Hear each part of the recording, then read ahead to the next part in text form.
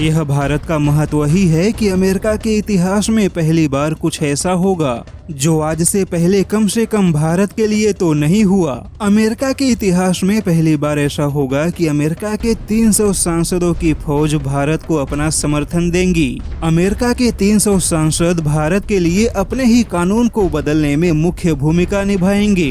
दरअसल अमेरिकी मूल के प्रभावशाली अमेरिकी सांसद रो खन्ना ने कहा कि अमेरिकी राष्ट्रपति जो बाइडन भारत को काटसा कानून के तहत छूट देने की प्रक्रिया में तेजी लाएंगे। हालांकि एक चौंकाने वाली खबर यह है कि भारत को मिलने वाली छूट से तुर्की काफी नाराज है और इसी नाराजगी के जिद में तुर्की एक बार फिर से रूस के साथ अपने व्यापारिक समझौते को आगे बढ़ाने की तैयारी कर रहा है और इसी के तहत तुर्की ने रूसी मुद्रा रूबल में पेमेंट को लेकर अपनी सहमति दे दी।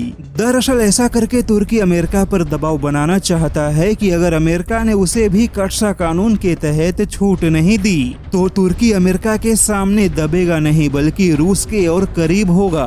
यानी कि अब तुर्की भारत जैसा ही अमेरिका पर दबाव बनाना चाहता है। लेकिन यहाँ पर तुर्की को समझना होगा कि तुर्की और भारत के महत्व में जमीन और आसमान का अंतर है और भारत के लिए अमेरिका के 300 सांसदों का जो समर्थन मिला वह समर्थन भी इस बात को परिभाषित करता है कि तुर्की कभी भी भारत की बराबरी नहीं कर सकता। वहीं अमेरिकी सांसदों का कहना है कि हाल ही में अमेरिकी प्रतिनिधि सभा द्वारा काटसा कानून के तहत छूट दिलाने वाला जो विधेयक पारित होगा असैन्य परमाणु समझौते के बाद हुआ सबसे आवश्यक और सबसे बड़ा मतदान होगा।